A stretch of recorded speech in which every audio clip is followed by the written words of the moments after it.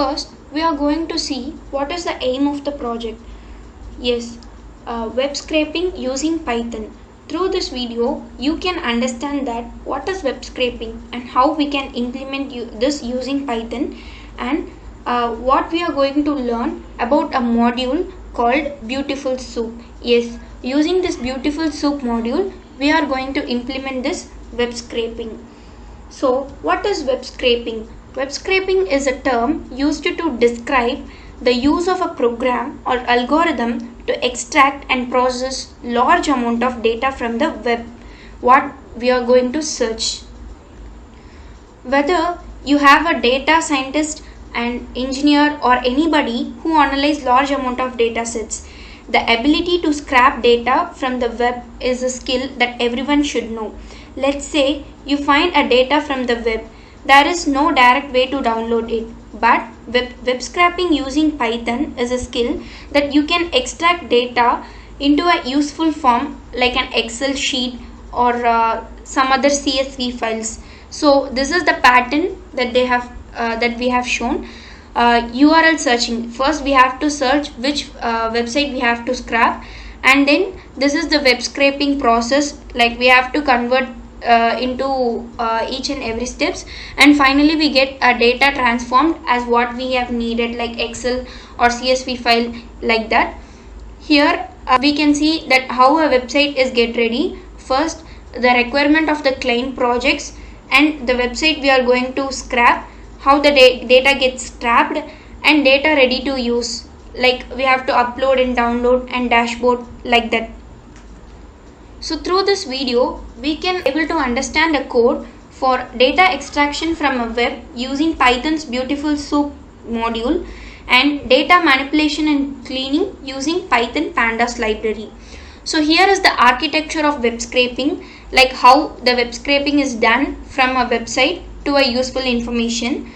So as I already said, what is web scraping from the websites? We are using some languages like programming languages to scrap the web page, and then we are making into a structured data in the file or database like Excel or CSV, JSON, etc.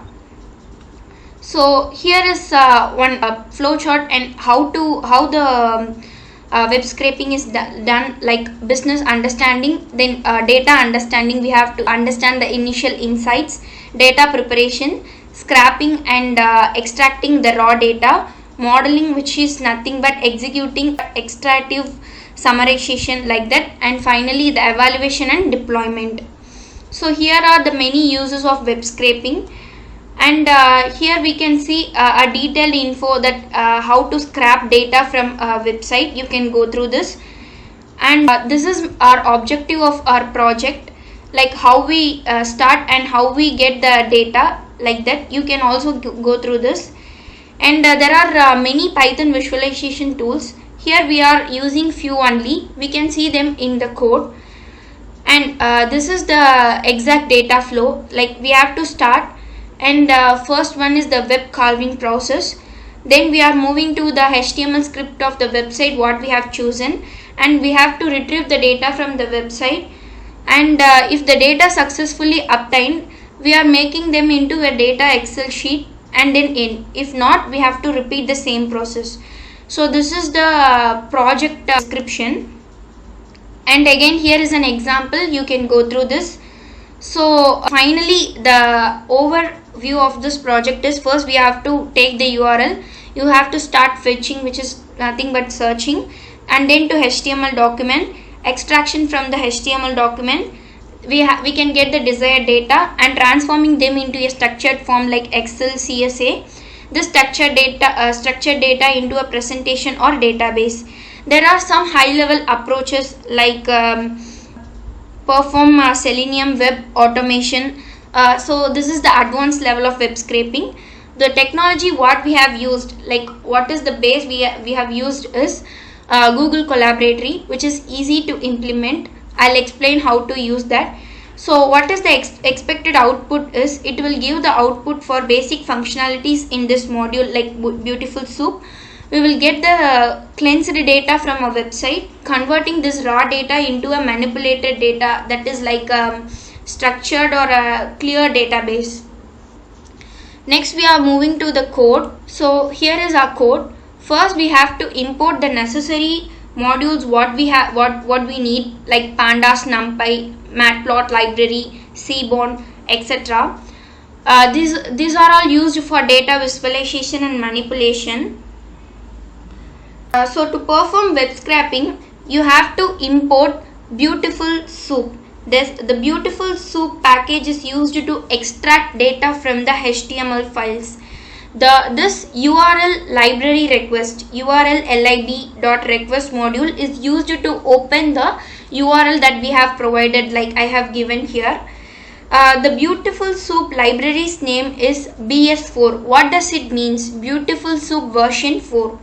Here I have given a variable URL and have given an URL, and then I have given a command called URL open and URL. So first I am going to print the title what the URL have. For that I just give title is equal to soup.title print title. So it will show me the title of the web page.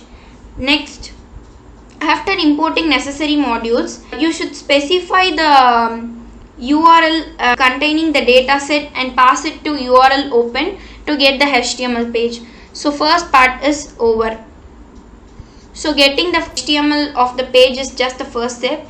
Next step is to create a Beautiful Soup object from the HTML. This is done by passing the HTML to the Beautiful Soup function.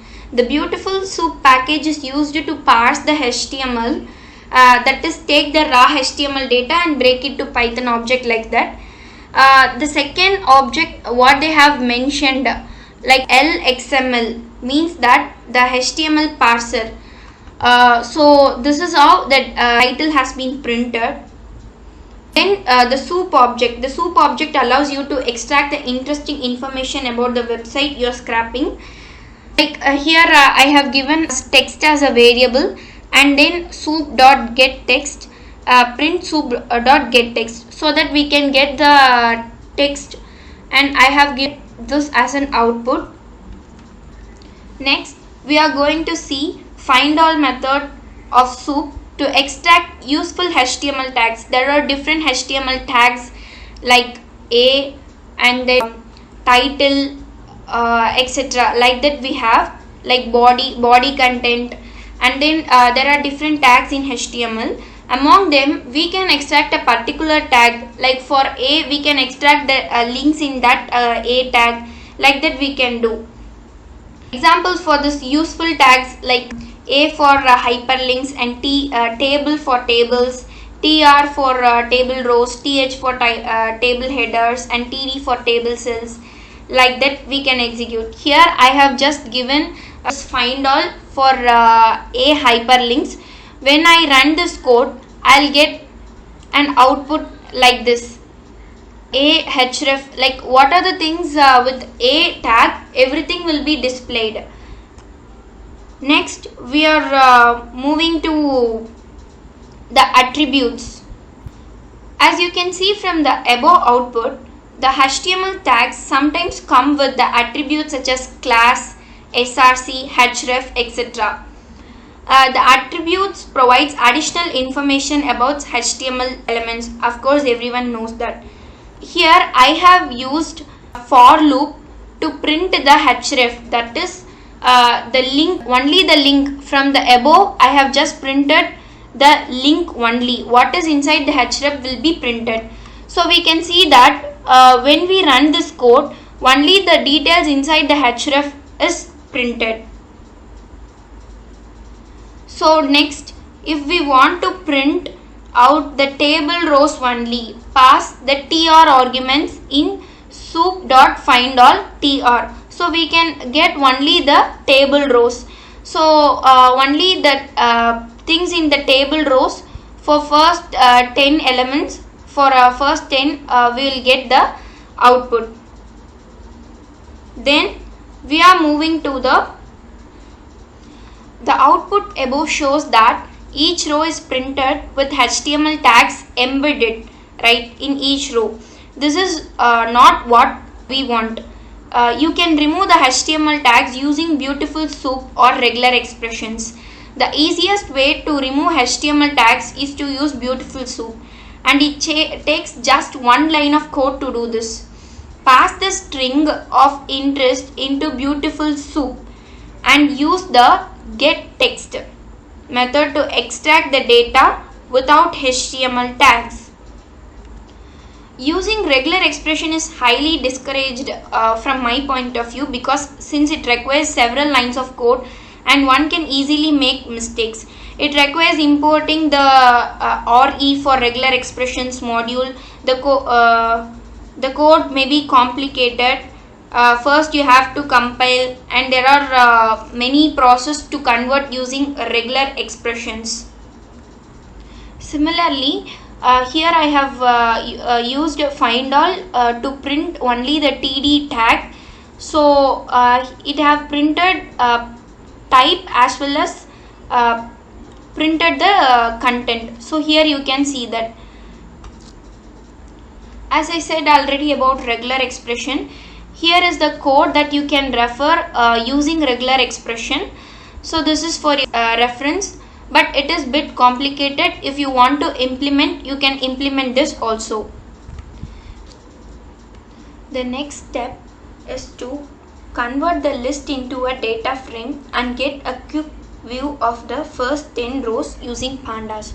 So I have used just pd.dataframe list rows, df.head 10. 10 means that first 10 rows will be printed.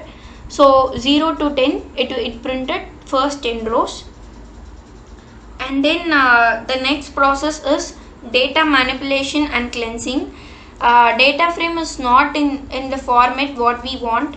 To clean it up, you should split the 0 column into multiple column at the common position. This is accomplished by using the str split. So this split command, as everyone knows, that split command is used to split the text using the command what we have given. Here comma separated, when we have comma it will be separated. So using this we can separate them and we can make it as a separate document. So this looks better, but there is still something to do in this. The data frame has unwanted square brackets like surrounding each row. We have to use strip method to remove the opening square brackets on the column 0. Like we can see the unwanted things here, right? So we have to, for removing this, we can use strip of this bracket. If we give this, we will get removed this opening bracket, right? It looks better than this. So the next step is the table is missing table headers, like it doesn't shows anything like 0, 1, 2, 3 until 9 it's showing. We need some table headers, like, right? You can use find all method to get the table headers. As I already said, th denotes the table headers, so we can get the table headers. Similar to this, the table rows, you can use Beautiful Soup to extract the text in between the HTML tags for table headers. So here all header I have given bracket, and after that I have given a variable and string of this column labels, and clean text using Beautiful Soup, all headers, and then finally we are printing the heading. Next we have to convert the list of headers into pandas data frame.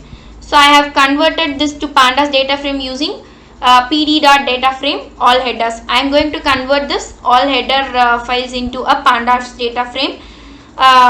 Then what I have to do is, similarly we have to split the column 0 into multiple columns at the comma position of all rows. So we are going to split them using the comma position, and we will get a separate things, right? 0, 1, 2, 0 to 9, we will get a separated list. So again the same process, the two data frame can be concatenated into one using the concat method. So concat method is used to concat the data frames. Here I have given pd.concat frames. We have to concat both the frames. See here, I have just concatenated both the frames. Here it have added this one and the previous one. So both of them gets added. So we will get the final one. So in order to assign the first row to the table header, we have to do this. Rename column is equal to ds4.ilog 0 in order to make them as a header. See here, from here it is like one column, but here it is made as a header. At this point the table is almost properly formatted. For analysis, you can start by getting an overview of the data as I given here, info and df5.shape, so that we can get the overall view of what's the thing we have listed. Then the table has 597 rows and 14 columns, so we can drop all the rows without any missing values by using this df6 is equal to df5 dot drop na, access is equal to 0 and how is equal to any. Also we have to notice that how the table header is replicated as the first 5 row in ds5. It can be dropped using the df6 dot drop and the index position, and as df7 dot head. So here we can see that from this we can upgrade this to this one. Again we can perform some more data cleaning by renaming the like place and team into very different way. Python is very easy about this space. Make sure you indicate the space after the quotation marks in team, like place and team. We have to include the space so that we will get a clear idea. Like we can remove this one and this one by using this. We are just renaming this place, this open bracket place to this one and team close bracket to this one. So we can see the changes here, right? So the final data cleaning step involves removing the closing bracket for all the cells in team. So here we can see that by removing those things we can just strip the close bracket, so that the close bracket in everything can be removed. So it took a while to get here, but at this point the data frame is in the desired format. We can move them to the next part, like analysis and visualization. So that's all about the coding part. Hope everyone understand the coding part.